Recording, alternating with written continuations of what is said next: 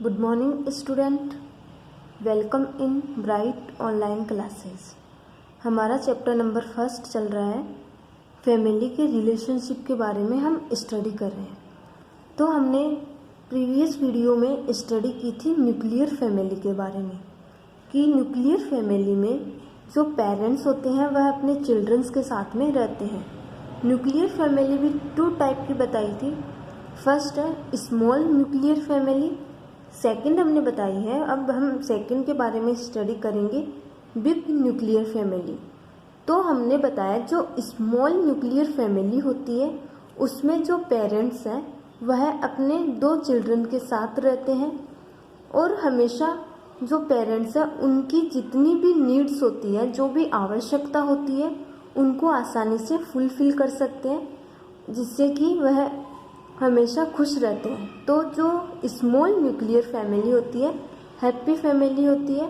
अब नेक्स्ट देखते हैं लार्ज या बिग न्यूक्लियर फैमिली, कि बिग न्यूक्लियर फैमिली में पेरेंट्स अपने 2 से ज़्यादा मोर देन 2 से ज़्यादा बच्चों के साथ में रहते हैं और इनकी आवश्यकता को पूरी नहीं कर सकते। तो हम कह सकते हैं कि जो बिग न्यूक्लियर फैमिली होती है वह हैप्पी फैमिली नहीं होती। देखते हैं।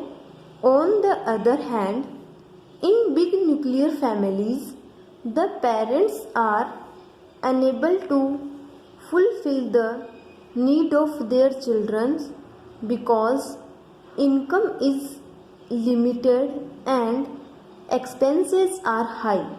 कि comparison nuclear family small nuclear family के बिग न्यूक्लियर फैमिली में पेरेंट्स होते हैं, जो माता पिता हैं, वह अपने चिल्ड्रंस की, अपने बच्चों की जितनी भी आवश्यकता होती है उनको फुलफिल नहीं कर पाते। क्यों नहीं कर पाते? बिकॉज इनकम इज़ लिमिटेड, क्योंकि जो उनकी इनकम होती है, आय होती है, इनकम को बोला जाता है आय। तो उनकी जो आय है, नॉर्मली हम कहते हैं सैलरी, तो उनकी जो इनकम होती है वह लिमिटेड ही होती है।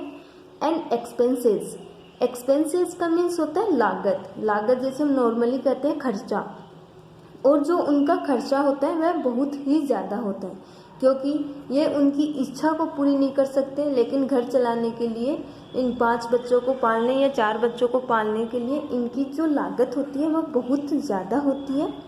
Ramaiah live in a big nuclear family, तो जो ये रमैया है वह एक बिग न्यूक्लियर फैमिली में रहती है। तो big nuclear family comparison small nuclear family से कम अब हैप्पी नहीं रहती है, क्योंकि इनकी जितनी भी नीड होती है, जो आवश्यकता होती है, वह पूरी नहीं हो सकती।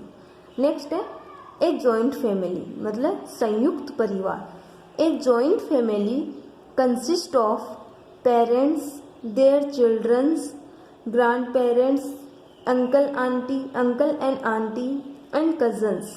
कि जॉइंट फैमिली में पेरेंट्स, ग्रैंड पेरेंट्स होते हैं, अंकल आंटी होते हैं, चिल्ड्रंस है और कजन्स है, वो सब साथ में रहते हैं। Today there are fewer joint families live. आज टुडे प्रेजेंट टाइम पे जो जितनी भी जॉइंट फैमिली है वह टूटती जा रही है, कम होती जा रही है। कि आज के प्रेजेंट टाइम पे हमें ज़्यादा से ज़्यादा न्यूक्लियर फैमिली ही देखने को मिलती है।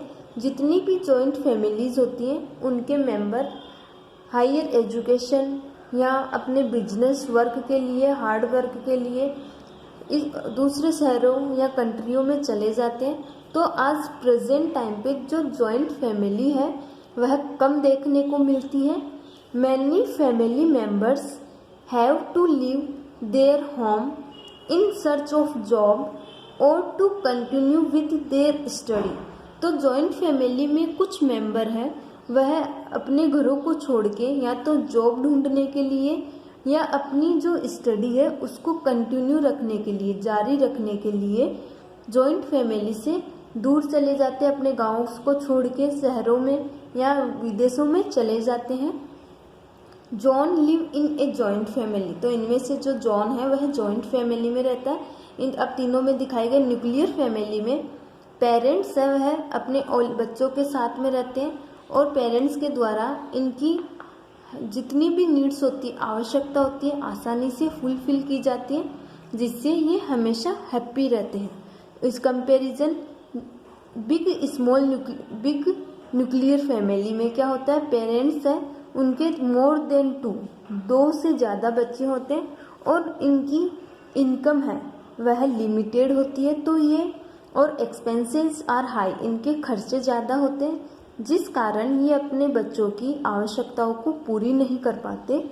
नेक्स्ट है कि जॉइंट फैमिली में जो पेरेंट्स होते हैं, parents, grand parents, uncle aunty और चिल्ड्रन से वह सब साथ में रहते हैं, एक दूसरे की हेल्प करते हैं, जिससे कि फैमिली खुश रह सके। लेकिन प्रेजेंट टाइम पे जो भी जॉइंट फैमिली है वह कम होती जा रही है, क्योंकि कुछ फैमिली मेंबर है वह जॉब देखने के लिए या अपनी स्टडी को कंटिन्यू जारी रखने के लिए अपने गांवों को छोड़ के सिटीज़ या कंट्री के अंदर जा रहे हैं, जिससे जॉइंट फैमिली है वह न्यूक्लियर फैमिली में कन्वर्ट हो रही है।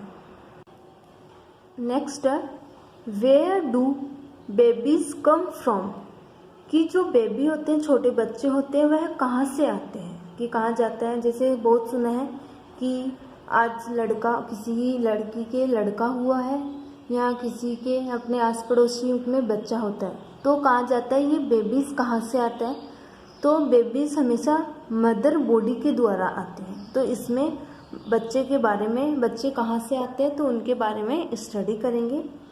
ए baby come from the mother body, एक बेबी है वह अपनी मदर बॉडी के अंदर से आता है, कि जो बच्चा होता है वह 9 महीने के लिए माँ के पेट में रहता है और वह 9 महीने पूरे करने के बाद में उसकी ग्रोथ हो जाती है और वह आसानी से सरवाइव करने लायक हो जाता है। तो इसलिए वह उसकी जो लेडी होती है उसकी प्रेगनेंसी हो जाती है। It stay there for about 9 month, की जो बेबी है वह मदर बॉडी से आता है और इट स्टे का मीन्स होता है ठहरना, कि it stay there for about 9 month, और जो बेबी है वह अपनी माँ की बॉडी में 9 महीने तक रहता है। 9 महीने तक उसको जो भी खाना पीना है, ऑक्सीजन सप्लाई है, वह माँ के द्वारा ही मिलती है। The baby gets oxygen and supply of food through a tube joint with the baby to its mother. तो जो बेबी है, जो मदर की बॉडी के अंदर जो छोटा बेबी होता है, उसको ऑक्सीजन और जो फूड है, भोजन है, वह माँ के द्वारा ही मिलता है। माँ और बेबी के बीच में एक ट्यूब होती है, उस ट्यूब के द्वारा ही उनको ऑक्सीजन और फूड आसानी से प्राप्त होता है। As the baby grow the mother can feel its movement inside her body, कि जब बेबी ग्रो करता है, वृद्धि करता है, मतलब उसकी एज पहले 1 मंथ का है, फिर 2nd मंथ, 3rd मंथ, ऐसे मंथ चलते रहते हैं, तो उसमें ग्रोथ होती रहती है, वृद्धि होती रहती है। जैसे कि हम एक सीड उगाते हैं, बीज उगाते हैं, बीज थोड़े दिन में दिन पर दिन वृद्धि करता है, उसके बाद में वह प्लांट में कन्वर्ट हो जाता है उस पर, और थोड़े दिन के बाद में उस पर फ्रूट्स आने लगते हैं, तो उसमें ग्रोथ हो रही है। वैसे ही जो छोटा बेबी होता है उसकी जैसे जैसे ग्रोथ होती है तो वह मूवमेंट करता है, वह कुछ हरकतें करता है, मतलब मूवमेंट का मीन्स है वह इधर उधर हिलता है। तो जो वह कुछ हरकतें कर रहा है, हिल रहा है या डुल रहा है, हिलना डुलना करता है, तो वह आसानी से उनकी मदर है उसको फील कर सकती है, महसूस कर सकती है।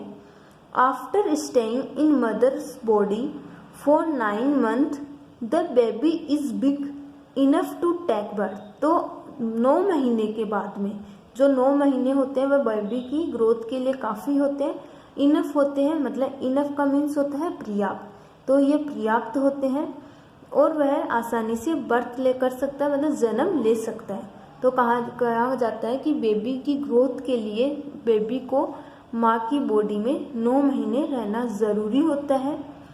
After birth the baby is not able to do anything itself for a few month कि आफ्टर बर्थ जन्म लेने के बाद में जो बेबी होता है वह कोई भी काम है इटसेल्फ मतलब अपने आप नहीं कर सकता, फ्यू मंथ थोड़े महीने के लिए।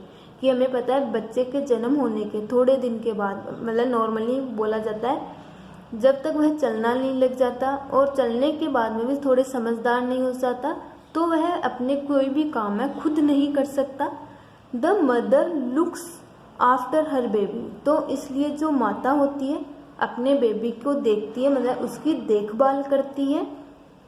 The baby depends only on it's mother milk, और इसके अलावा जब तक बेबी कुछ खाने नहीं लग जाता स्पेशली 6 महीने तक बच्चे को माँ का दूध ही पिलाया जाता है, उसके अलावा पानी भी नहीं दिया जाता।